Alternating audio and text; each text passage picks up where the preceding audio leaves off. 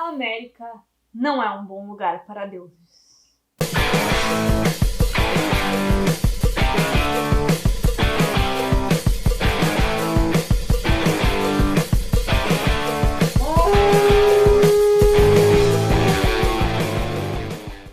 Sim, é isso mesmo que você está pensando.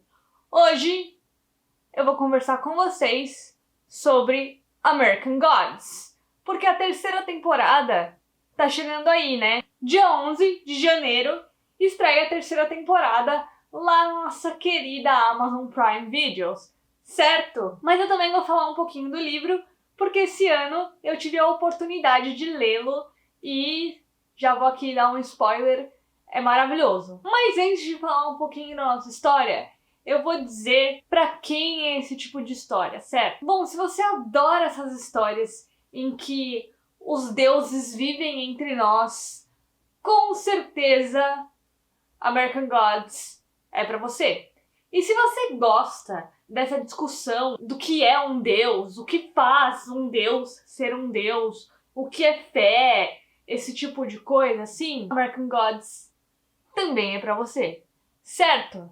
Então, bora pra sinopse básica ali da nossa história. Tanto do livro quanto da série, tá? Porque estão bem alinhados os dois. O nosso protagonista se chama Shadow Moon e ele tá preso. A gente não sabe no começo muito bem o porquê, mas a gente sabe que ele já tá pra sair, né? Daqui a uns 4, 5 dias ele vai ser liberado e vai voltar pra vida dele normal, que já tá tudo certo, vai voltar pra esposa, ele tem um trabalho lá, porque o melhor amigo dele tem uma academia e tudo mais.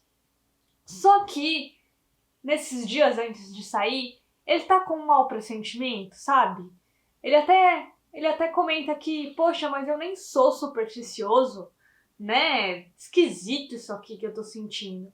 Mas aí, meu querido Shadow Moon, isso se chama intuição, sabe? Então quando ela grita, você ouve, tá bom? E dito e feito, como eu acabei de dizer, né? Intuição é intuição, e aí, no dia seguinte, ele é chamado pra diretoria do presídio e o diretor diz pra ele que ele vai ser liberado antecipadamente porque a esposa dele morreu em um acidente de carro. E pra piorar a situação dele, né, ele tá saindo da cadeia, então é meio difícil você, né, pegar transporte, essas coisas, né, e pra onde você precisa ir assim que você sai. Então ele já tem uma dificuldade ali com o pessoal da companhia aérea, que não quer mudar o dia da passagem dele, sei lá das quantas. Bom, ele consegue pegar o avião e neste avião senta do lado dele um sujeito que se apresenta como Mr. Wednesday. Ou Senhor Quarta-feira, aqui pra nós brasileiros. Um cara super esquisito, já se apresenta desse jeito e oferece um trabalho pro Shadow. E, obviamente, o Shadow recusa, porque pra ele, mesmo depois que a esposa morreu, ainda tá tudo certo, né? Ele pensa que ainda tem um trabalho. Aí o cara fica naquela de, se eu fosse você, eu não teria toda certeza, taranã. E aí, como desgraça nunca é pouca, o avião deles tem que pousar em outra cidade. E aí lá vai o Shadow ter que arranjar outro jeito de chegar no velório. O Shadow tem que alugar um carro. E aí ele tá lá pegando um carro e aí ele tem que parar num lugar pra comer. Nesse lugar que ele para pra comer, quem ele encontra? Sim, senhoras e senhores, o Quarta-feira, o Mr. Wednesday. E aí, o Mr. Wednesday dá pra ele um jornal que tem um obituário da cidade dele e fala assim, olha, você devia repensar esse trabalho, porque, né?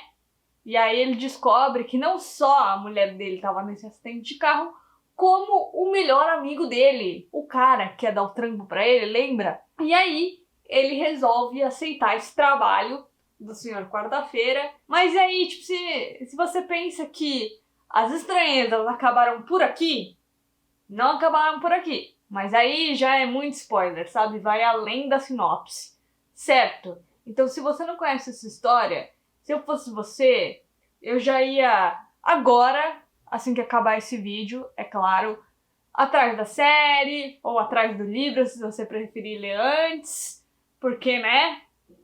Altas confusões do barulho do jeito que a gente gosta. Mas aí, como eu disse pra vocês, eu li o livro esse ano. Ou seja, a primeira e a segunda temporada eu assisti antes de ler e já achei muito bacana. né, a história mesmo sem ter lido o livro. Mas, assim, gente, o livro vale muito, muito, muito a pena. Porque, assim, né, Neil Gaiman, esse cara escreve muito, sabe? Ele escreve muito bem, de um jeito muito dele, que te deixa muito interessado pela história, mesmo os romances dele sendo um pouquinho longos, né? Deuses Americanos, por exemplo, tem 576 páginas, né? E os capítulos são longos, tá? Não são capítulos curtos. Mas, assim, a história é tão intrigante, ele sabe contar tão bem as histórias dele, que você fica maluco pra saber o que tá acontecendo. E, bom, é uma história de estrada, sabe? O tempo todo o Shadow tá levando o Sr. Wednesday pra algum lugar dos Estados Unidos pra chamar uns amigos dele pra uma coisa que ele precisa fazer e precisa da ajuda de todo mundo. Então, é bem legal essa pegada de viagem, sabe? No meio da história. E elas são bem malucas, de verdade, né? Porque dá pra ver que esse Mr. Wednesday não é a melhor pessoa do mundo. Ou pelo menos não a mais sensata, certo? Mas aí, como eu estava dizendo que o Wednesday parece uma pessoa bem estranha, aqui nesse livro a gente fica numa posição bem esquisita. Porque ao mesmo tempo que a gente sabe tanto quanto o Shadow sobre o que vai acontecer, por que o Wednesday tá indo atrás de um monte de gente, por que ele precisa disso, né? Por que ele fica falando as coisas que ele fala o tempo todo e fazendo as trambicagens dele. A gente não entende muito bem, tanto quanto o Shadow. Só que a gente tem algumas informações que fazem a gente ter uma visão privilegiada que o Shadow não tem, ou ele demora um pouco pra sacar o que tá acontecendo, sabe? Ele sabe que o Wednesday não é a pessoa mais normal do mundo, né? Ele já vai percebendo. Logo de início ele já sabe que esse cara é meio esquisito, mas ele não tem a informação que a gente tem no livro, né? Os capítulos, principalmente no início, eles são intercalados, né? Não exatamente um após o outro, né? Não é um capítulo normal e um capítulo desses que eu vou te falar. Mas aparece em alguns momentos o que eles chamam de chegada na América ou em algum lugar da América, que nos contam mais ou menos como foi a chegada de algum deus, né? Ou de alguma entidade importante para algum povo na América, né, nos Estados Unidos, ou como é a vida desses deuses ali morando nos Estados Unidos, certo? Então, a gente já saca antes do Shadow que o Mr. Wednesday pode ser, muito provavelmente, né, tá relacionado aí com esse povo aí cheio de poderes e tudo mais, certo? Então é uma coisa meio esquisita enquanto você vai lendo, porque você sabe que o Wednesday não é um cara normal e o porquê ele não é o cara normal, e você desconfia muito bem de quem ele é, ao mesmo passo que você tá tão alheio quanto Shadow. Você não sabe muito bem quem são essas pessoas, você não sabe muito bem pra onde o Wednesday tá levando ele, e por que isso é tão importante, entendeu? Então é uma posição meio esquisita, é como se a gente estivesse em cima do muro mesmo, né? Ao mesmo tempo que a gente consegue ver quem são essas pessoas, a gente não sabe pra onde a história tá caminhando, entende? Agora, algumas informações interessantes e mais técnicas, digamos assim, sobre o livro. Uma coisa muito, muito, muito bacana que eu quero dizer pra vocês, isso tipo em todos os livros do Neil Gaiman, o prefácio é ele contando como foi o processo de escrita. Então não pulem, não vão direto pro capítulo 1, tá? Leiam, porque é muito legal. Ele fala como surgiu a ideia, fala dos desafios, fala do que empacou ele, quando empacou, fala das pessoas que ajudaram ele, das pessoas que tiveram paciência com ele. Enfim, ele sempre conta como foi o processo dele para escrever o livro. E aí, na versão que a gente acha mais fácil, né, essa aqui Você vai achar, de fato, nas livrarias, online, físicas e tal, tá escrito que é a edição favorita do autor. Por que que isso acontece? Porque a primeira versão foi publicada em 2001. E aí, quando chegou lá em 2010, os editores falaram, poxa, a gente pode fazer uma edição comemorativa, né, e tal. Aí ele falou, ok, vou consertar umas coisas aí que eu acho que não ficou muito legal. Aí ele tirou umas coisas, colocou outras, então ele conta desse processo também no prefácio. Então, né, a versão que você mais acha é essa, que foi reeditada pelo autor, né? Que era pra ser uma versão comemorativa, mas agora é a versão aí que todo mundo acha, certo? Agora vamos para a parte que mais interessa aqui, afinal de contas, é a terceira temporada que está chegando. E aí você me pergunta, Poxa, mas essa série traduz bem a essência do livro? sim, senhoras e senhores, a série não perde em nada a essência do livro, certo?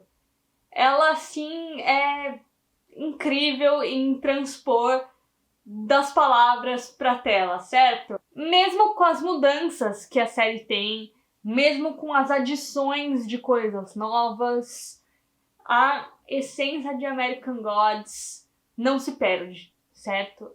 Fica ali intacta, você consegue enxergar muito bem que a história está sendo contada, que o que o Neil Gaiman quer falar com essa história tá ali, sabe?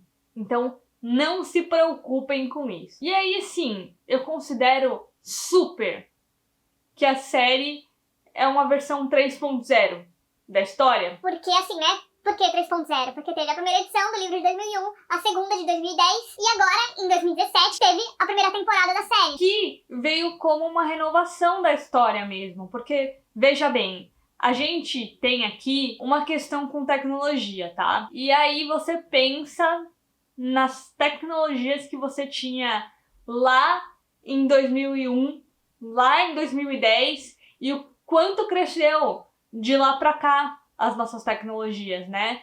Na época que ele escreveu a primeira versão, mal tinha um celular, certo? E agora a gente tá sempre com o smartphone na mão, né? Então, muita coisa mudou de lá pra cá, certo? Então a série traz essa história mais para os dias de hoje, para as coisas que a gente usa, para as coisas que a gente vê. Quando a gente lê o livro, de fato a gente volta esses anos no passado, sabe?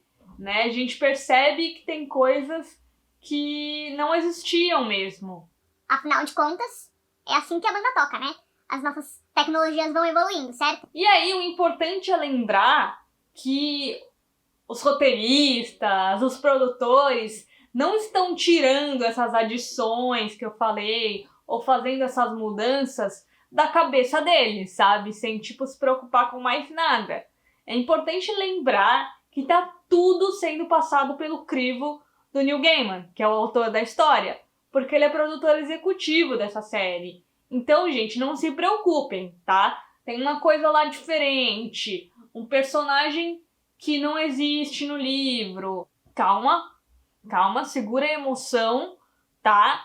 Porque o Neil Gaiman sabe de tudo e o Neil Gaiman aceitou, certo? Então, fiquem muito tranquilos.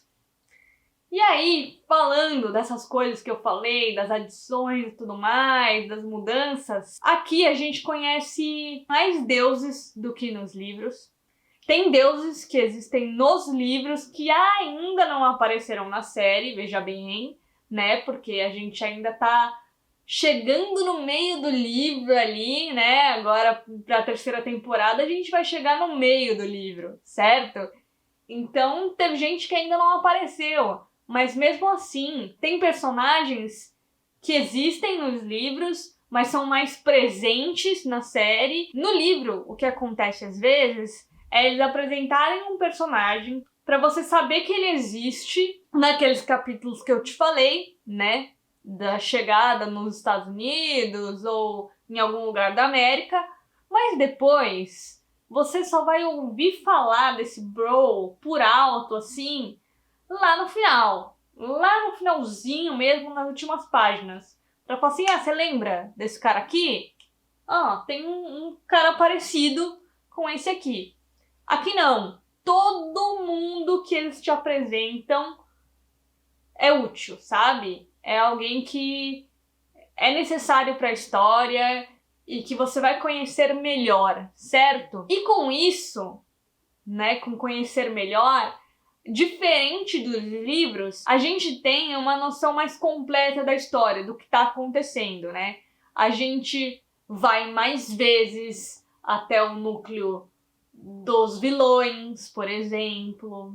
Acontece no livro também, mas é de um jeito diferente, sabe? A gente vê o que os outros personagens estão fazendo.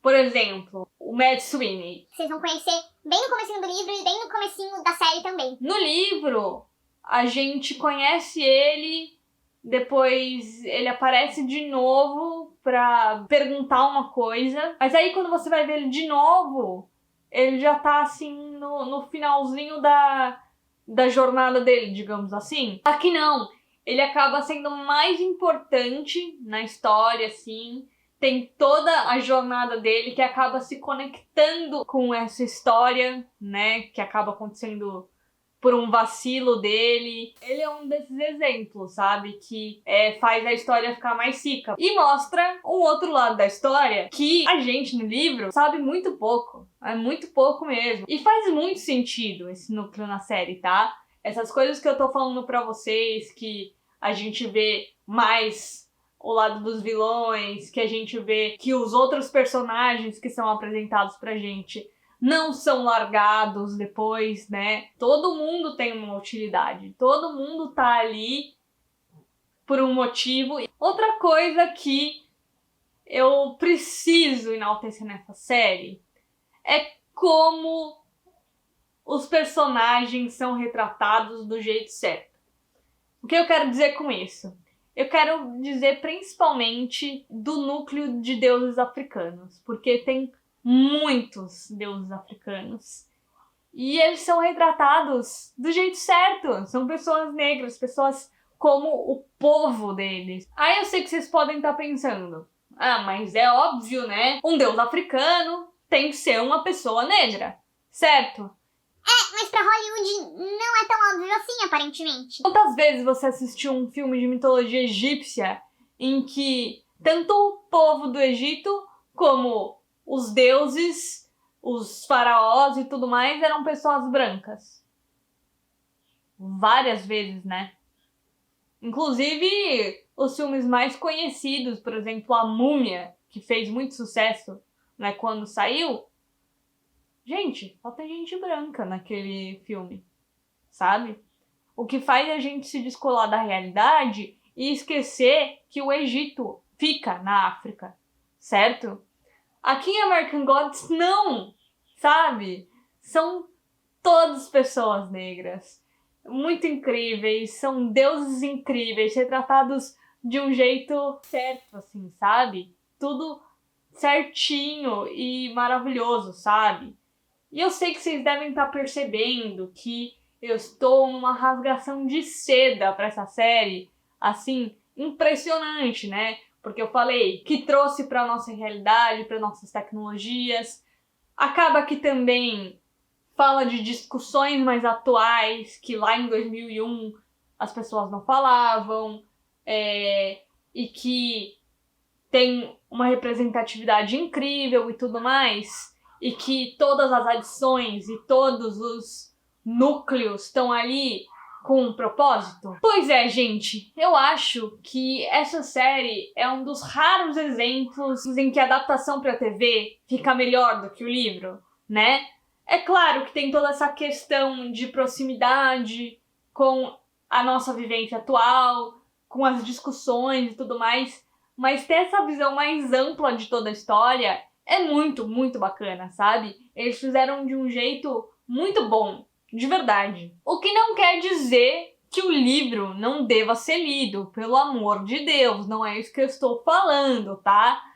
Até porque eu amei esse livro, de verdade. Eu gosto muito da escrita do Neil Gaiman, sabe? Eu quero ler muitos mais livros. Esse é o segundo livro deles que eu leio. É muito, muito bom de ler. Vão atrás de ler os livros do Neil Gaiman, porque as ideias dele são muito boas. O jeito que ele escreve é muito bacana. Enfim. E aí agora eu tô numa experiência um pouco diferente, né? Do que eu tive nas 2 primeiras temporadas. Eu não tinha lido o livro, eu não fazia a mínima ideia de como era a história no livro. E aí agora eu reassisti para poder vir falar para vocês e também para lembrar, né, o que tinha acontecido na série, porque eu pensei que talvez quando eu fosse assistir a 3ª temporada, eu tivesse com as memórias do livro e não da série, né? E de fato eu estaria muito mais com a memória do livro do que da série. Apesar de, ao ler, já ter lembrado de algumas diferenças e tudo mais. Mas aí agora eu vi o trailer, né, da 3ª temporada. E mesmo sabendo, mesmo reconhecendo alguns lugares, algumas coisas, em que momento da história a gente tá e tudo mais, como tem essas diferenças e caminhos diferentes que a série toma, como por exemplo, o final da 2ª temporada acontece de um jeito completamente diferente do que acontece nos livros, né? O resultado é o mesmo. É essa parte aí da 3ª temporada. Quem já assistiu sabe do que eu tô falando, né? Pra onde o Shadow tá indo, o resultado é o mesmo, tá? Mas é feito de formas diferentes, a gente tem informações diferentes. O que não é ruim, tá?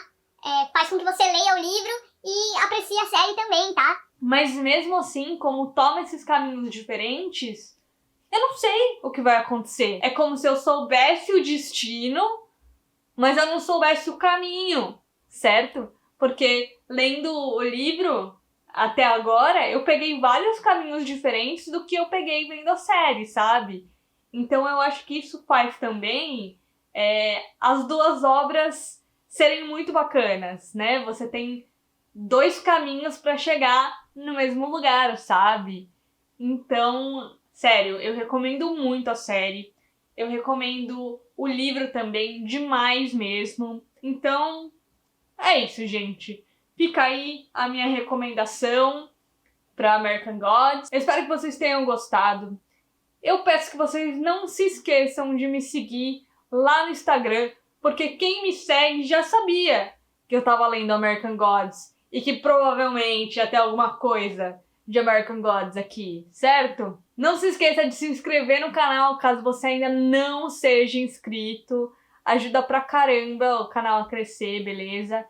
E falando em ajudar o canal a crescer, e divulgação e tudo mais, o seu joinha, além de me ajudar para eu saber se você gostou e te entregar o vídeo, né, vai aparecer lá na sua página inicial, como eu já disse várias vezes, ajuda o YouTube a entregar para outras pessoas, certo? Então deixa aquele joinha bonito, azulzinho aqui para mim, para me ajudar, certo? Deixa os seus comentários aqui para eu saber se você é fã de American Gods, se você já viu as 2 primeiras temporadas, se você já leu o livro, se você vai assistir depois da minha recomendação.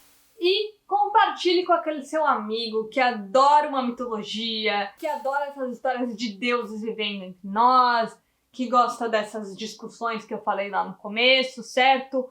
Manda pra eles, manda no seu grupo da família, enfim, compartilha pra mais gente conhecer aqui o canal, beleza?